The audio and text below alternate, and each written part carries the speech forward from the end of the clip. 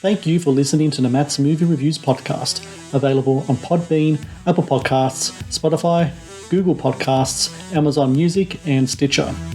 Also, please follow Matt's Movie Reviews on Facebook, YouTube, LinkedIn, Reddit, Instagram, and MeWe. And of course, be sure to visit mattsmoviereviews.net for the latest reviews, top 10 lists, and more. Now, on to the show.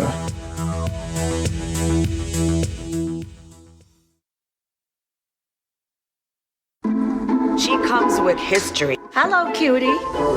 Emmy, Grammy, Oscar, and Tony. I was really drawn to her. She made me feel like a woman could do anything because she did. She was a Latina, like me. She just brings such authority and such honesty to whatever she's playing.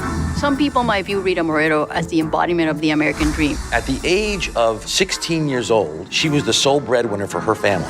Little Puerto Rican girl whom nobody thought much of at MGM with a contract. I really was very often treated like a sex object.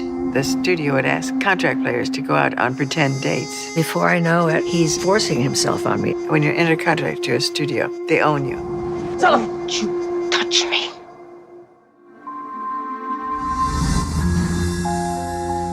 I think sometimes there are wounds that simply don't heal well. She made herself into somebody she wasn't for a very long time. For the very first time in my life, I felt very useful. She really cares about issues. And then she is just full of you-know-what and vinegar. Wear your nationality like a flag. Be proud of it. Be proud you're Puerto Rican. Be proud you're Latino. We always have to prove we're worthwhile. That's a lot of work. At 87, with a hit show and a movie in the works, it's a remake of West Side Story with Latino actors in the lead role. If we thought there was no place for us in this world of the arts that we wanted to get into, we could look up and see Rita and say, okay, well, she could do it. How close can I get?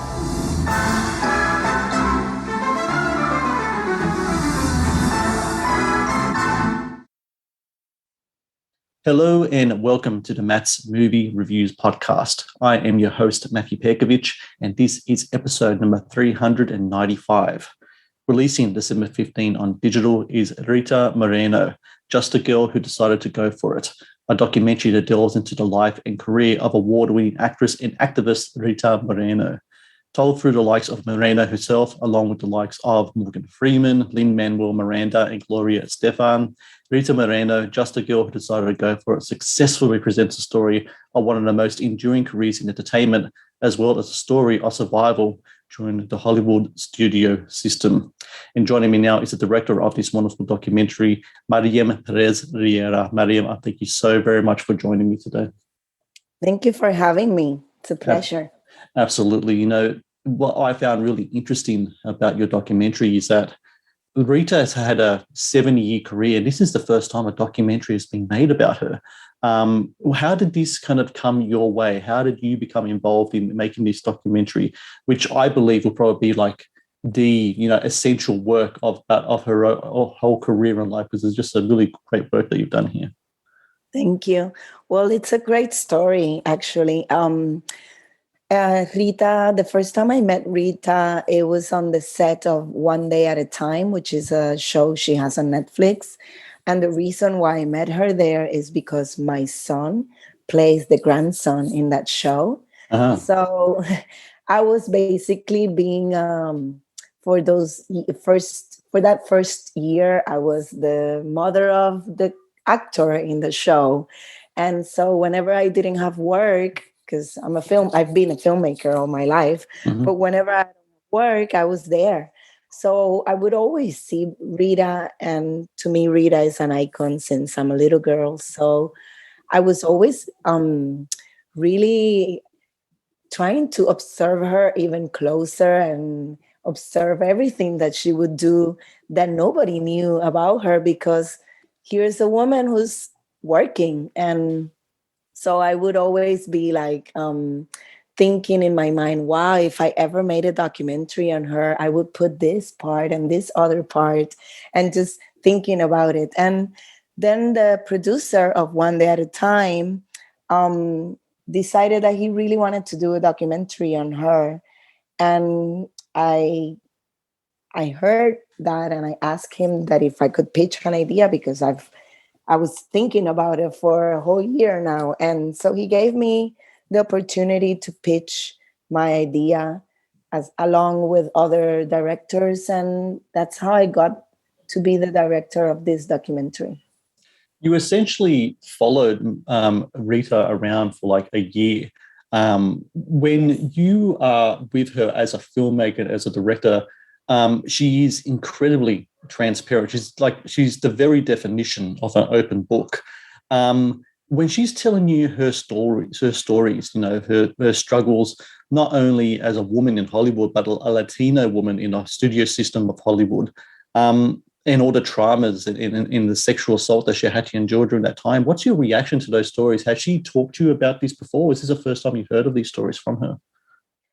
It was the first time I heard those stories from her. I had read her book a couple of times, and she mentioned those stories in her book, but I never discussed the stories that or anything that I was going to ask her until right there when I was asking those questions. So it was the first time she heard the question from me, and the first time I heard her answer.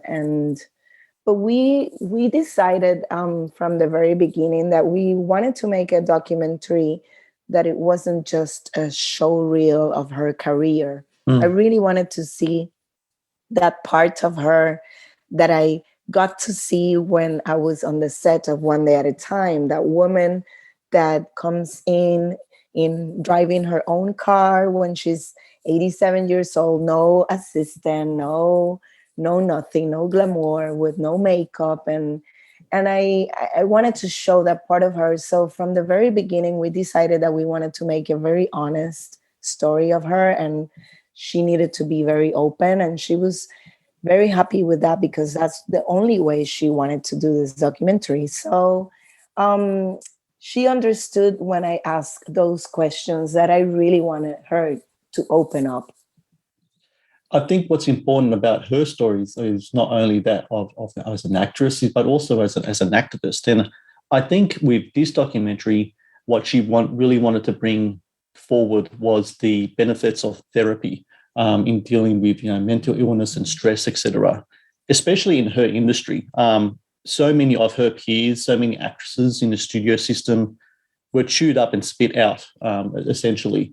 But she really, she had traumas in her life, but she made the decision to confront them, to I wouldn't say fix them, because nothing's ever really fixed, is it? But to address them through therapy. How important was it to have that message come across, especially these days? Kind of like in these kind of post-COVID times, where many people are probably dealing with their own kind of mental stresses.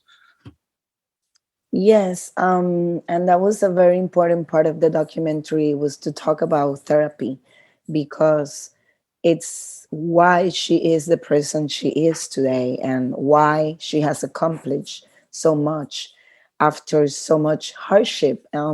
It has to do all with therapy. So to me, it was important to include that, also because at the time that she was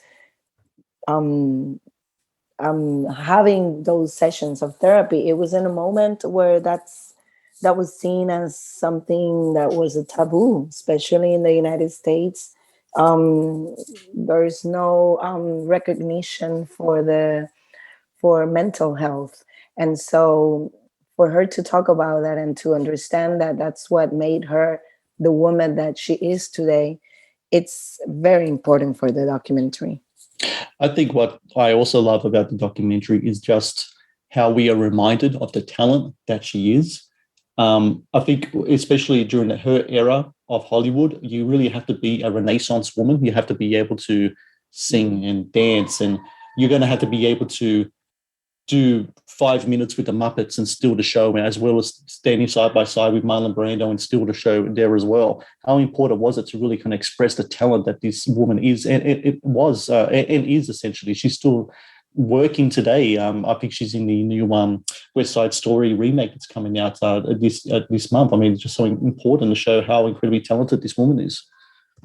Yes, and that's why her documentary is also important, because it shows that this woman who is very talented, she's a great actress and a dancer and a singer, it was really hard for her to get a great part in a movie, or to be seen as someone who could do characters that she never got the opportunity to do. She never got the opportunity, not even today. So it shows you how much she had to struggle and to have to continue moving forward, even though she was never seen with or even thought of. From all the talent that she had, she was never thought of someone that could do great parts, and she had to take what she was offered. And even those parts that she was offered, which were mainly stereotypical roles, she made them so great. Yes. She made them stand out so well that she won awards, and she has won almost every award there is out there because of her talent. The Matt's Movie Reviews podcast is brought to you by 80s Tees.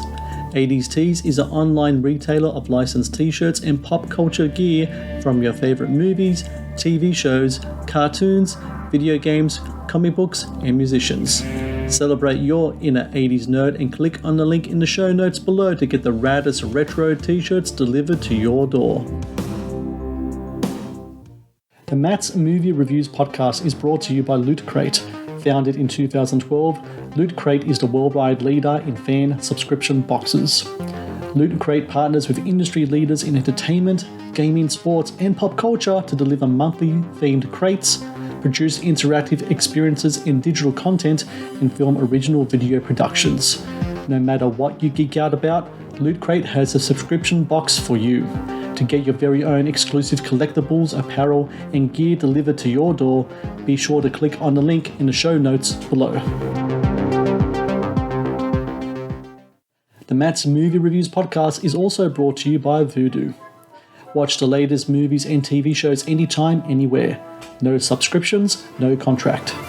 Enjoy stunning quality in up to 4K ultra high definition at home, and download and watch on your mobile device as well. To rent and buy from over 100,000 titles or watch thousands of movies free with Vudu Movies on us, be sure to click on the link in the show notes below. Now, back to the show.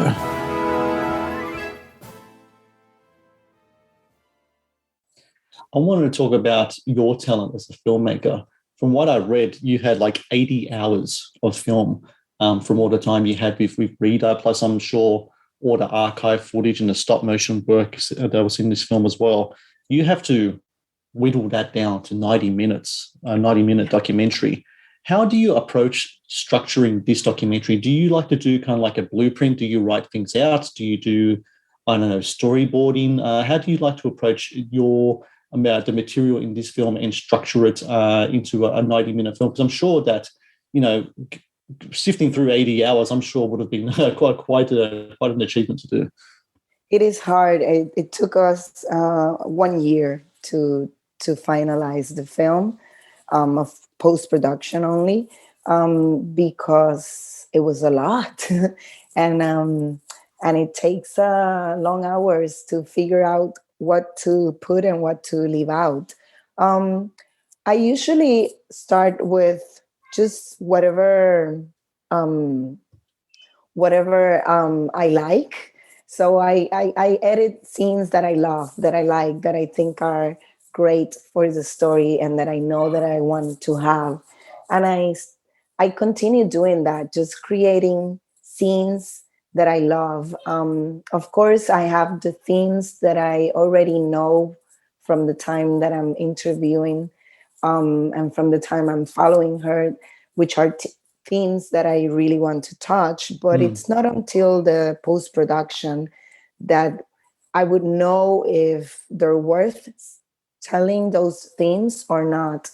But then I kind of write a script, a post-production script, where I write even like on a paper. I can't even do it like now on a computer. I like to write it on a paper. I write the time code from when to where I want that, and from where to where, what's the next, and I go like that.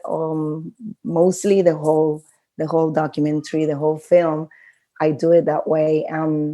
I have to say that I had the privilege to work with a great editor, Kevin Clover, who worked for the last 2 months of the post-production, and I needed another set of eyes and head to because I needed to see it from another perspective. I became the editor, but I needed to see it from the director's point of view as well. So he was great in shifting some of the scenes and in helping to structure the whole documentary, because there were moments that I just couldn't know how to make them work, and I always think it's great to have, even if you know how to edit and you're the director, it's always great to have someone else do that, because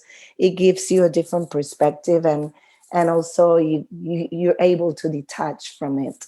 But it was a whole year process, and it started with 4 hours, and we kept narrowing it down until we got it to 90 minutes. What is Rita's reaction when she first watches this documentary? Were you with her during the first screening that she had? Yes, I was. We showed her the film, the finished film, in a theater that we rented. So she went there with her family, and she was laughing out loud and making comments out loud, and she really enjoyed it, and she really loved it. And I wasn't expecting her to love it that much, because she's a woman that's very hard to please. She criticizes every story, every film. She's a true artist, and to me, it was more important not if she felt, oh my God, you shouldn't have told this story or that, because I know I wasn't able to please her on that terms, but I really wanted her to appreciate the art that was put behind the whole project. And she really loved it. And she even said, wow, I didn't know that I had such an amazing life. So the fact that she was able to see it from a different perspective and to learn about her life from another point of view made her realize that she really has had an amazing life. And she has had an amazing life, and it really is a great documentary that you put together to really show that life in full display, the highs, the lows, the successes, everything that's in there. So everyone listening, December 15, Rita Moreno, just a girl who decided to go for it. I really recommend people check this film out, especially with West Side Story coming out. It's nice to see where one of the main kind of like artists of production, her life story before watching that film as well. And Mariem Perez Riera, I thank you so very much for your time today. Thank you so much for your work in this documentary, and I hope we could talk again in the future. I love watching your work, and I love to see what you do again. Thank you. Thank you so much. Thank you for watching the Matt's Movie Reviews channel. Please subscribe for more reviews, podcast interviews, and exclusive content. Also, if you would like to request a review and support my work, please join my Patreon via the link in the description below.